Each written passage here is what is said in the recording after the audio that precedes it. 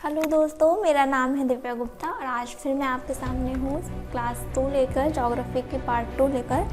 तो हमने कल क्या पढ़ा था आपको पता होगा। हम आज उसका रिवीजन करेंगे और उसके बाद आगे का पार्ट हम लोग नया पढ़ेंगे। ठीक है, आपको इसी क्लास में पूरा रिवीजन करना है, लर्न करना है, प्रैक्टिस करनी है, सब कुछ यहीं पर करना है। आगे के लिए कुछ भी नहीं छोड़ना है। तो स्टार्ट करते हैं हम आज की क्लास अपनी।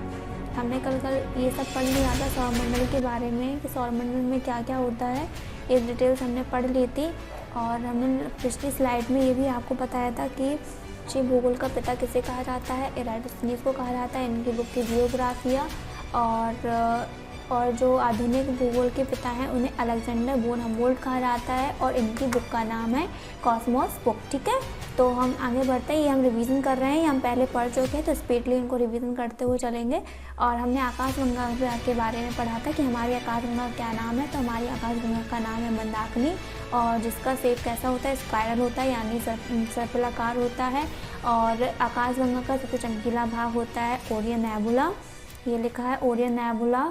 और अब सबसे बड़ी आकाशगंगा है लाइमेन अल्फ़ा ब्लॉब्स। ठीक है, लाइमेन अल्फ़ा ब्लॉब्स। और तारों की संख्या ये इतना इम्पोर्टेंट नहीं है, रिवीजन कर लेते हैं, लेकिन 10⁻11 ये आकाशगंगा की संख्या है और तारों की संख्या है 10⁻11 मल्टीप्लाई 10⁻11। ठीक है, और सौरमंडल के सबसे नज़दीक आकाशगंगा का क्या नाम है, एंड्रोमेडा। चमकीला भाग पढ़ लिया है। और ये नेबुला सबसे चमकीला तारा सेंचुरी है। ये क्वेश्चन आ चुका है एग्ज़ाम में, एसएससी के एग्ज़ाम में ये क्वेश्चन काफ़ी टाइम पूछा जा चुका है कि सूर्य के नज़दीक तारा का क्या नाम है, तो है प्रॉक्सिमा सेंचुरी नाम। ठीक है, और क्लॉसियस टॉल्मी, ये इन दोनों का नाम बहुत इंपॉर्टेंट है, निकोलस कोपरनिकस का और क्लॉडियस टॉल्मी का। ज्योग्राफी पढ़ेंगे, इस स्टार्टिंग में हमें इनके नाम जरूर पढ़ने पड़ते हैं। तो क्लॉडियस टॉल्मी ने एक अपनी हाइपोथेसिस जिसका नाम था जियोसेंट्रिक हाइपोथेसिस, यानी पृथ्वी केंद्रित संकल्पना। ठीक है, और निकोलस कोपरनिकस ये रहे, इन्होंने अपनी एक सिंथेसिस दी थी हेलियोसेंट्रिक हाइपोथेसिस, यानी इसको हिंदी में कहते हैं सूर्य केंद्रित संकल्पना। और इन्होंने जो टॉल्मी ने संकल्पना दी थी जियोसेंट्रिक, इसको गलत कर दिया था। नेक्स्ट पढ़ते हैं, गैलीलियो पहला व्यक्ति था जिसने टेलीस्कोप की सहायता से ब्रह्मांड का अध्ययन किया था, ये हम पढ़ चुके थे। विलियम हर्शी इनके द्वारा सौरमंडल का सबसे गैलेक्सी का छोटा अंश मात्र है, ये इन्होंने बताया था। और वरुण ग्रह की खोज किसने की थी, जॉन कैरी ने की थी। वरुण ग्रह की खोज किसने की थी, जॉन कैरी ने की थी। और सौर मंडल के सदस्य क्या क्या होते हैं, सूर्य, यहाँ से हमें आगे पढ़ना है, सूर्य, ग्रह, उपग्रह, चंद्र ग्रहण, इन सब के बारे में हम डिटेल से आगे पढ़ेंगे। ठीक है, सूर्य, तो आज हमारी क्लास यहीं से स्टार्ट करते हैं। तो ये पहले जो मैंने आपको रिवीजन करवाया था, ताकि हम जो भी पिछला पढ़े उसको भूले नहीं, आगे का न्यू पढ़ने के साथ साथ हमें पहला जो पढ़ा हुआ है उसको रिवीजन करते हुए चलना है। तो हम आज अपना सन पढ़ेंगे। सन, क्योंकि हमने बताया था सौरमंडल, जब मैंने आपको पढ़ाया था हेडिंग, उसमें मैंने बताया था कि ब्रह्मांड में सूर्य एक पार्ट है, ब्रह्मांड में एक पार्ट है और सूर्य क्या है, एक तारा है। ये क्वेश्चन आता है उसमें एग्ज़ाम में कि सूर्य क्या है, ग्रह है, उपग्रह है, तारा है, क्या है। तो ये एक तारा है। ठीक है, और सूर्य हमारे सौरमंडल का जनक है। कितना इम्पोर्टेंट है ये तो हम लोग रियल लाइफ में भी देख सकते हैं सूरज को। सूर्य पृथ्वी से 14.98 करोड़ किलोमीटर दूर है। इसका मतलब यही हो गया लगभग 15 करोड़। और जो सूर्य और पृथ्वी तक की जो बीच की दूरी होती है उसको बोलते हैं खगोलीय दूरी। ये रही खगोलीय दूरी। ठीक है, खगोलीय ऐसे एग्जाम में पूछा जा सकता है, खगोलीय दूरी किसे कहा जाता है, तो सूर्य और पृथ्वी की औसत दूरी को खगोलीय दूरी कहते हैं। और खगोलीय दूरी होती कितनी है, लगभग 15 करोड़। ये एग्जैक्ट लिखिए 14.98 करोड़ किलोमीटर, और यहाँ पे लगभग में ये आ जाएगा आपका 15 करोड़। ठीक है, खगोलीय दूरी को इंग्लिश में कहते हैं एस्ट्रोनॉमिकल यूनिट। मैंने यहाँ पे दोनों टर्म्स का यूज़ कर लिया है, जिसको प्रॉब्लम हो दोनों को समझे, हिंदी मीडियम वाले भी और इंग्लिश मीडियम वाले भी।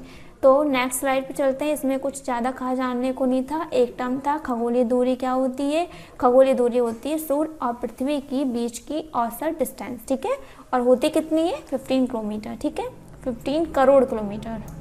नेक्स्ट चलते हैं, सूर्य का प्रकाश कितनी स्पीड से पृथ्वी तक पहुंचता है। तो ये लिखा हुआ है 3 × 10⁻1 मीटर पर सेकंड की चाल होती है सूर्य के प्रकाश की। और सूर्य को पृथ्वी तक पहुंचने में कितना समय लगता है, लगभग 500 सेकंड। अगर इसको मिनट को भी हम चेंज करें सेकंड में तो लगभग 500 सेकंड रहेगा। और अगर मिनट में आंसर देना हो तो 8 मिनट 18 सेकंड। अगर एग्ज़ाम को थोड़ा सा भी कॉम्प्लिकेटेड क्वेश्चन बनाएगा तो वो सेकंड्स में आपसे क्वेश्चन में ऑप्शन दे सकता है। तो इसलिए आप दोनों को याद रखिए कि सूर्य को पृथ्वी तक पहुंचने में कितना समय लगता है। तो 8 मिनट आप याद रखिए, एग्जैक्ट 8 मिनट 18 सेकंड होता है, लेकिन आप 8 मिनट भी कभी कभी एग्ज़ाम में ऑप्शंस रहते हैं। तो ये एग्ज़ाम में बहुत बार आ चुका है, ये वाला इंपॉर्टेंट पॉइंट है, बहुत ज़्यादा इंपॉर्टेंट पॉइंट है। ये जो आज की क्लास बहुत इंपॉर्टेंट होने वाली है। अगर सोलर सिस्टम से कोई क्वेश्चन आएगा तो आज की क्लास से ज़रूर एक क्वेश्चन आएगा। सूर्य पृथ्वी से 13 गुना बड़ा है, यानी कि सूर्य हमारा बड़ा है पृथ्वी से, वो भी कितना 13 गुना बड़ा है। सूर्य की त्रिज्या पृथ्वी, अब जब गुना बड़ा है तो जरूर वो तो अंडरस्टूड है कि उसकी रेडियस भी बहुत ज़्यादा होगी बड़ी सूर्य की। तो कितनी ज़्यादा गुना अधिक है, 109 गुना अधिक है। सूर्य का आकर्षण बल पृथ्वी के गुरुत्वाकर्षण बल से 28 गुना अधिक है। सूर्य की ऊर्जा का स्रोत, ये बहुत इंपॉर्टेंट पॉइंट है ये वाला, न्यूक्लियर फ्यूजन वाला। सूर्य की ऊर्जा का स्रोत नाभिकीय संलयन होता है, जिसको इंग्लिश में कहते हैं न्यूक्लियर फ्यूजन। मैंने ब्रैकेट में मैंने लिख दिया यहाँ पे कि इसको इंग्लिश में बोलते हैं नाभिकीय संलयन को न्यूक्लियर फ्यूजन, क्योंकि आजकल एग्ज़ाम में यही टर्म लिखे आ रहे हैं। मतलब इंग्लिश का हिंदी में वो ऑप्शन दे रहे हैं, तो दोनों में आप दोनों टर्म जानिए, इंग्लिश वाला भी और हिंदी वाला भी। तो ये वाला क्वेश्चन आ चुका है एग्ज़ाम में कि सूर्य की ऊर्जा का स्रोत क्या होता है, नाभिकीय संलयन होता है। उसमें काफ़ी ऑप्शन ऐसे भी रहेंगे, नाभिकीय विखंडन, नाभिकीय संलयन और काफ़ी ऐसे रहेंगे। तो आपको इसमें ध्यान रखना है कि नाभिकीय संलयन होता है। और सूर्य अपने अक्ष पर पूर्व से पश्चिम की ओर परिभ्रमण करता है। तो ये बहुत इंपॉर्टेंट है, क्योंकि अर्थ जो होती है वो पश्चिम से पूर्व की ओर चक्कर लगाती है। ठीक है, यहाँ पे समझने वाली बात है, दोनों अपोजिट है, कंफ्यूज नहीं होना है। ये रहा हमारा सन, ये रहा अर्थ, ऊपर होता है हमारा नॉर्थ, नीचे होता है साउथ, ये होता है ईस्ट और ये होता है हमारा वेस्ट। ठीक, तो सन हमारे कैसे चक्कर लगाता है, ऐसे ईस्ट टू वेस्ट, और अर्थ कैसे लगाती है, वेस्ट टू ईस्ट। ठीक है, तो आपको ये याद रखना है, ये हम आगे पढ़ेंगे। लेकिन आप यहाँ पे पहले सूर्य की पोजीशन समझिए कि वो कैसे परिभ्रमण करता है। तो पूर्व से पश्चिम की ओर परिभ्रमण करता है। ठीक है, चलते हैं। सूर्य के प्रकाश द्वारा एक वर्ष में चली गई दूरी को क्या कहते हैं, एक प्रकाश वर्ष कहते हैं। और सेकंड पॉइंट है, एक प्रकाश वर्ष बराबर कितने किलोमीटर, इम्पॉर्टेंट है। ठीक है, और एग्जाम में प्रकाश वर्ष से एक क्वेश्चन इस टाइप से बनता है, सूर्य के प्रकाश द्वारा एक वर्ष में चली गई दूरी। ठीक है, तो दूरी हो गई, तो दूरी का मात्रा क्या होता है, मीटर होता है ना। तो एक दूरी में मीटर किलोमीटर ऐसे होगा। तो क्वेश्चन ऐसे आता है कि प्रकाश वर्ष किसकी इकाई है, दूरी की, चाल की, या फिर टाइम की। टाइम का देके वो ऑप्शन में आपको कंफ्यूज करेगा, तो टाइम बिल्कुल टिक नहीं करना है। ठीक है, एक प्रकाश वर्ष होता है दूरी, डिस्टेंस होती है, वो भी कितनी होती है 9.5 10⁻13 किलोमीटर। ठीक है, ये टाइम नहीं होता है, ये एक डिस्टेंस होती है। ठीक है, एक पारसेक ये दूरी का सबसे बड़ी इकाई होती है मापने की, तो पारसेक, ये टर्म आप याद रखिएगा। एक प्रकाश वर्ष याद रखिएगा। ठीक है, एक प्रकाश वर्ष बराबर कितना होता है 3.6 प्रकाश वर्ष, और एक प्रकाश वर्ष बराबर कितना होता है 9.5 10⁻13। ठीक है, नेक्स्ट हमारा है पॉइंट, सूर्य का केंद्रीय भाग क्रोड कहलाता है। ये ऐसे लिखा रहेगा, क्रोड कहलाता है। सूर्य के बाहरी सतह का तापमान 6 डिग्री सेल्सियस होता है।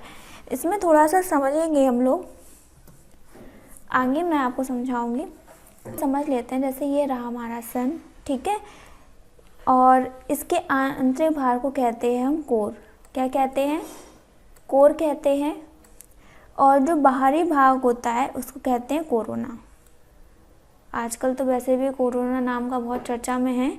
आप इसको याद रखिएगा कि जो बाहर है वो कोरोना, अंदर है कोर।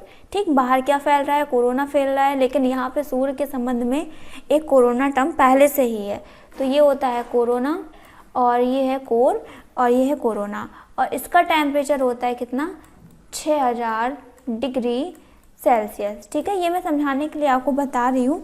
और यहाँ पे ऐसे जो सन है और यहाँ पे ऐसे सौर ज्वालाएँ निकलती रहती हैं, सौर ज्वालाएँ बहुत तीव्र रहेंगी। और यहीं पे एक कोर हो, जहाँ मेरा कोर होता है, सूर्य का कोर होता है, वहाँ पे एक होता है सौर कलंक, इसको सन स्पॉट बोलते हैं। इसका टेम्परेचर होता है 4500 डिग्री सेल्सियस। ठीक है, अब समझिए अंदर इतना कम होता है और बाहर ज़्यादा होता है, तो कंफ्यूज नहीं होना है। सौर कलंक का जो टेम्परेचर होता है वो 4500 डिग्री सेल्सियस होता है और बाहर होता है 6000 डिग्री सेल्सियस। ठीक है, और यहाँ से क्या निकलती हैं, सौर ज्वालाएँ निकलती हैं। और सौर ज्वालाएँ और ये जो सौर कलंक है यहाँ पे, ये ऐसे परिक्रमा करती हैं सूर्य के चारों ओर, तो एक चक्र बन जाता है। और ये चक्र इसको बोलते हैं सौर चक्र। क्या बोलते हैं, सौर चक्र बोलते हैं। और सौर चक्र का टाइम पीरियड कितना होता है, 11 + 11। 11 + 11 क्यों लिखा, क्योंकि यहाँ पे जो सन स्पॉट है वो 11 वर्ष लेगा, और बाहर जो यहाँ पे हमने यहाँ पे लिखा था कि सूर्य क्या निकालता है, सौर ज्वालाएँ निकालता है, वो 11 वर्ष लेगा। तो 11 प्लस ये दोनों मिलके बनाती है सौर चक्र बनाते हैं, और 11 + 11 हो जाएगा हमारा 22 वर्ष। ठीक है, ये इम्पॉर्टेंट है, याद रखिएगा। क्या याद रखना है आपको, सौर चक्र क्या होता है, सौर चक्र होता है 11 + 11 22 वर्ष का सौर चक्र होता है, सौर चक्र कहते हैं। अब आगे बढ़ते हैं। सूर्य पर क्या क्या उपस्थित रहता है, हाइड्रोजन, हीलियम और अन्य गैसें। इन दोनों को याद रखना, हाइड्रोजन और हीलियम को। हाइड्रोजन कितना होता है 71% और हीलियम होता है 26.5%। अन्य गैसेस होती हैं 2.5 गैसें। इतना इंपॉर्टेंट नहीं है, लेकिन हाइड्रोजन और हीलियम ज़्यादा इंपॉर्टेंट है। इनको याद रखिएगा, कितना होता है 71 और 26.5% होता है। देखिए यहाँ पे इनका रेशियो भी दिया गया है 3.1, लगभग इतना ही होगा।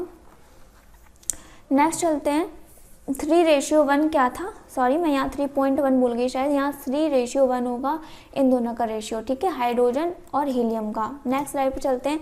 सूर्य का सबसे चमकीला भाग होता है प्रकाश मंडल, और हमने आपको पहले एक टर्म पढ़ाया था कि आकाशगंगा का सबसे चमकीला भाग क्या होता है, वो होता है ओरियन नेबुला। ठीक है, और सूर्य का चमकीला भाग होता है प्रकाश मंडल। ठीक है, और प्रकाश मंडल के भी 2 भाग होते हैं, ठीक, कोरोना और कोर। ये मैंने बता दिया आपको, फिगर में बताया था कि कोरोना बाहरी भाग होता है, कोर अंदर आंतरिक भाग होता है, और एक सौर चक्र को बनने में 11 + 11 22 वर्ष होते हैं। ये मैंने कैसे लिखा ये मैं बता चुकी हूँ आपको। नेक्स्ट चलते हैं।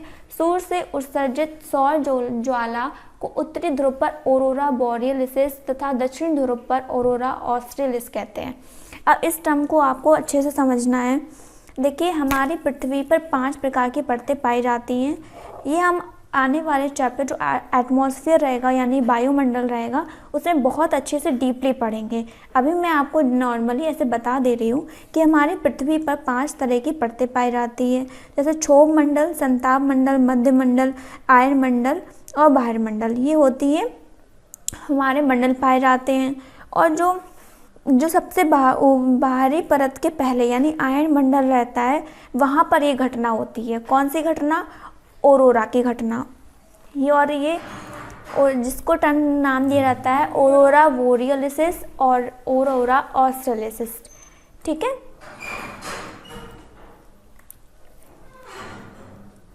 सूर्य से उत्सर्जित सौर ज्वाला को उत्तरी ध्रुव पर ऑरोरा बोरियलिस तथा दक्षिण ध्रुव पर ऑरोरा ऑस्ट्रेलिस कहते हैं। इतना मैं आपको बता चुकी हूँ। जब सूर्य से सौर ज्वालाएँ जो इलेक्ट्रोमैग्नेटिक काफ़ी तेज़ विकिरण निकलता है और हमारी पृथ्वी से जो हमने बताया आयन मंडल से, ये आयन मंडल से आयन निकलते हैं। इन दोनों में जो टकराव होता है तो एक चमकदार घटना होती है जिसको ऑरोरा नाम दिया जाता है। ऑरोरा का मतलब ही चमकदार घटना होता है। और बस आपको इतना याद रखना है कि नॉर्थ पोल पर कौन सी घटना होती है? ऑरोरा बोरियलिस। और साउथ पोल पर कौन सी होती है? Aurora australis. कैसे याद होगा मैं आपको थोड़ा सा हिंट दे देती हूँ। लर्न करने की ट्रिक। देखो दक्षिण में हमारा क्या स्थित है, ऑस्ट्रेलिया स्थित है। इंडिया के अगर थोड़ा देखेंगे, थोड़ा इंडिया के थोड़ा पश्चिम दक्षिण एरिया में ही हमारा ऑस्ट्रेलिया स्थित है। इतना नॉलेज सभी को रहता है मैप के बारे में। तो दक्षिणी ध्रुव पर क्या रहेगा, ऑरोरा ऑस्ट्रेलिसिस, और जो बचेगा ऑरोरा बोरियलिस वो उत्तरी ध्रुव पर होगा। ठीक है, नेक्स्ट हम आगे पॉइंट पढ़ते हैं। सूर्य से सौर ज्वाला निकलने के बाद काले धब्बे वाली जगह सौर कलंक कहलाता है। ये मैं बता चुकी हूँ फिगर में आपको पहले। सौर कलंक का जीवन काल कुछ घंटों से लेकर कुछ सप्ताह तक ही होता है। इस धब्बे का तापमान 45 डिग्री सेल्सियस होता है। ये भी मैं आपको बता चुकी हूँ फिगर में। सूर्य में स्थित चमकीले धब्बों को प्लेजेस कहते हैं। एक टर्म इन्होंने दिया है प्लेजेस, ठीक है, इसे याद रखना। अब हम लोग अपने थोड़े से सोलर सिस्टम को आगे बढ़ाते हुए हमने अपनी सारी बैकग्राउंड जान लिया है, सूर्य के बारे में जान लिया, ब्रह्मांड के बारे में जान लिया। अब हम थोड़ा सा आगे बढ़ते हैं। सूर्य के बढ़ते क्रम में हम ग्रह की पोजीशन, एग्जाम में जिस पॉइंट से क्वेश्चन पूछे जा सकते हैं हम वो सारे पैटर्न आपके सामने लेकर आएंगे। आपको फिगर वाइज लर्न करेंगे तो हम लोगों को आसानी से लर्न हो जाती हैं चीज़ें। ये देखिए हमारा ये रहा सन, ठीक है। अब सन के सबसे नज़दीक कौन है, मरकरी, इसको बुध बोलते हैं। फिर वीनस, फिर अर्थ। इसी से हमारे बहुत सारे क्वेश्चन सॉल्व हो जाएंगे, इसी फिगर से, ठीक है। Mercury, Venus, Earth, Mars, Jupiter, Saturn, Uranus, Neptune, ठीक है। सबका हिंदी में मतलब बता देते हैं। मरकरी को हिंदी में बोलते हैं बुध, वीनस को शुक्र, अर्थ को पृथ्वी, और मार्स को मंगल, जुपिटर को बृहस्पति, और सैटर्न को शनि, यूरेनस को अरुण, नेपच्यून को वरुण, ठीक है। नेक्स्ट हम अपना इसमें देखिए क्या क्या आपको चीज़ें पता चल सकती हैं। देखिए मंगल, ये रहा यानी मार्स, और बृहस्पति, ठीक। मैं इरेज करके अच्छे से बताती हूँ आपको। ये रहा हमारा मंगल, ये रहा बृहस्पति। इसके बीच में ये घटना एक क्षुद्र ग्रह पाए जाते हैं। मैंने स्टार्टिंग में आपको बताया था क्षुद्र ग्रह के बारे में, मंगल में और बृहस्पति के बीच में, ठीक है। और अब सबसे पहले एग्जाम में किस तरह से क्वेश्चन बनाए जाते हैं या पूछे जाते हैं मैं आपको वो बताती हूँ। सबसे पहले क्वेश्चन ये पूछा जाता है सूर्य के नज़दीक ग्रह कौन सा है। तो आपको कौन सा ग्रह दिख रहा है, ये दिख रहा है ना, जो मैं हाईलाइट कर रही हूँ येलो येलो से, वो है मरकरी, ठीक है। कौन सा ग्रह है, मरकरी। उसके बाद है वीनस, ये फिर है अर्थ, फिर है मार्स, ठीक। जो हमारे स्टार्टिंग के जो आपको दिख रहे हैं 4 ग्रह दिख रहे हैं, कौन कौन से, बुध, शुक्र, पृथ्वी और मंगल, यानी कि पार्थिव ग्रह। इनको एक टर्म दिया है आंतरिक ग्रह, और जो बचे हैं इनको कहते हैं बाहरी ग्रह, ठीक है, या गैसीय ग्रह कहते हैं। जुपिटर, सैटर्न, यूरेनस, नेपच्यून को कहते हैं गैसीय ग्रह या फिर बाहरी ग्रह, ठीक है। ये सबसे इंपॉर्टेंट है। सूर्य के सबसे नज़दीक मरकरी होता है, लेकिन सबसे गर्म ग्रह पूछा जाए, यानी सबसे ज़्यादा ऊर्जा कौन उत्सर्जित करता है, सबसे गर्म ग्रह कौन सा है, तो वो है वीनस, ठीक। आप पूछेंगे क्यों, ऐसा क्यों, सूर्य के पास तो बुध है, तो बुध सबसे गर्म होना चाहिए, लेकिन नहीं होता, तो गर्म हमारा शुक्र है। क्यों होता है, क्योंकि ये बहुत ज़्यादा कार्बन डाइऑक्साइड उत्सर्जित करता है, इस वजह से यहाँ ये वाला ग्रह सबसे ज़्यादा गर्म होता है, वीनस, ठीक है। वीनस के बारे में काफ़ी ज़्यादा इंपॉर्टेंट पॉइंट्स रहेंगे, उसको हम आगे डिटेल्स में पढ़ेंगे। लेकिन एग्जाम में ये पूछा जाता है सूर्य से सबसे नज़दीक तीसरा ग्रह कौन सा है। तो आपको कौन सा दिख रहा है, फर्स्ट, सेकेंड और थर्ड। अर्थ दिख रहा है, तो हमारा होगा आंसर अर्थ। इस तरह से आपको पूरा इस सीरियल वाइज याद करना है। ऐसे करिए, बुध, शुक्र, पृथ्वी, मंगल, बृहस्पति, शनि, अरुण, वरुण, ऐसे आपको टिप्स पे लर्न होने चाहिए, ठीक। यहाँ पे हम कुछ पॉइंट्स जान लेते हैं कि वीनस और यूरेनस कौन सा, यानी कि अरुण और वरुण के बारे में बात हो रही है। ग्रह की विपरीत दिशा में चक्कर, वीनस और यूरेनस यानी कि शुक्र और यूरेनस यानी कि शुक्र और अरुण, ठीक है। शुक्र और अरुण के बारे में बात हो रही है कि विपरीत दिशा में चक्कर लगाते हैं, पूर्व से पश्चिम। हमने आपको बताया था कि पृथ्वी कौन से दिशा में चक्कर लगाती है, पश्चिम से पूर्व। बकाया सारे ग्रह पश्चिम से पूर्व ही अपने परिभ्रमण करते हैं, लेकिन जो वीनस रहता है और यूरेनस रहता है ये सब विपरीत दिशा में चक्कर लगाते हैं। और कौन सी दिशा होती है, पूर्व से पश्चिम। ये एडिशनल पॉइंट है, ये बहुत ज़्यादा इम्पॉर्टेंट है। अब हम याद रखते हैं कि ग्रहों का आकार घटते क्रम में। हमने पहले पढ़ा था कि सूर्य के सबसे पास कौन सा है, फिर दूर ऐसे पढ़ा था। अब हम पढ़ेंगे सबसे बड़ा ग्रह कौन सा होता है, बृहस्पति।